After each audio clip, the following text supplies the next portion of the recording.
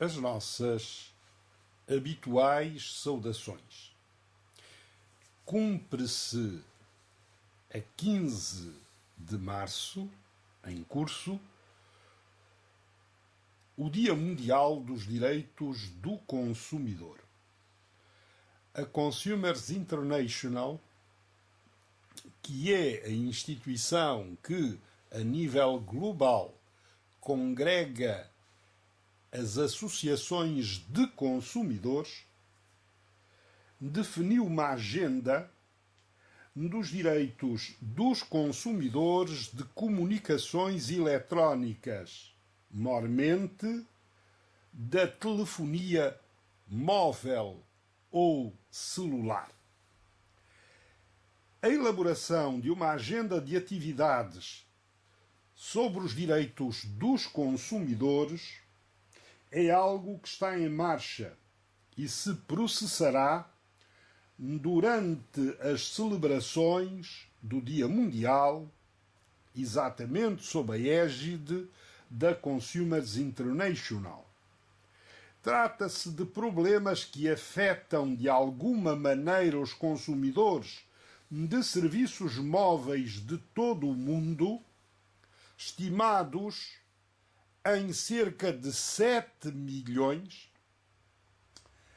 e o que se espera é que todas as organizações de consumidores se possam unir neste propósito, neste desígnio.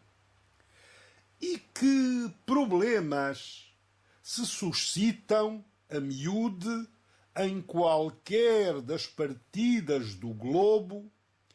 e que merecem, por essa razão, um cuidado particular.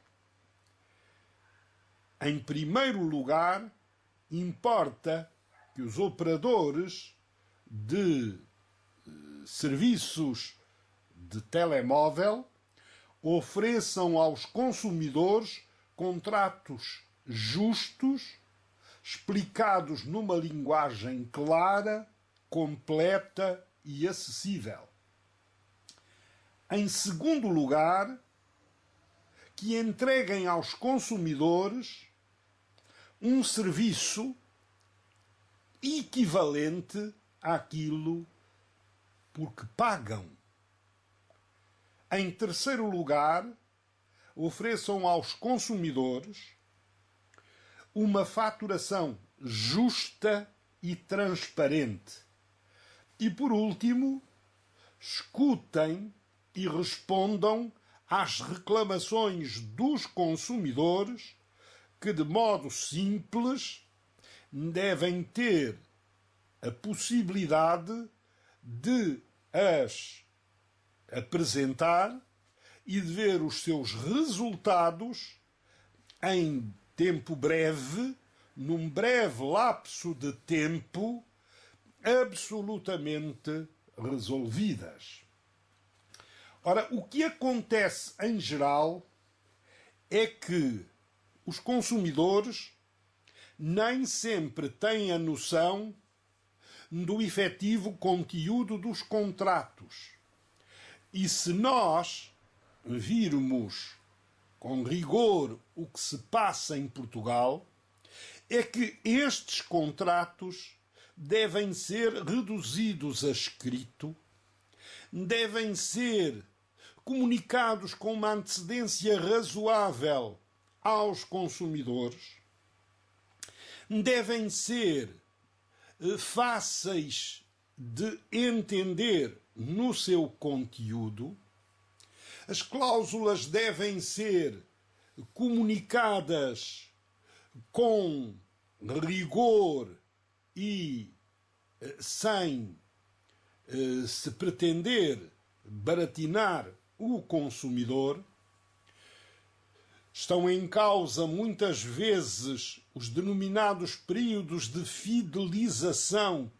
que não são até 2 anos, mas se tornam imperativamente inflexíveis nos 2 anos,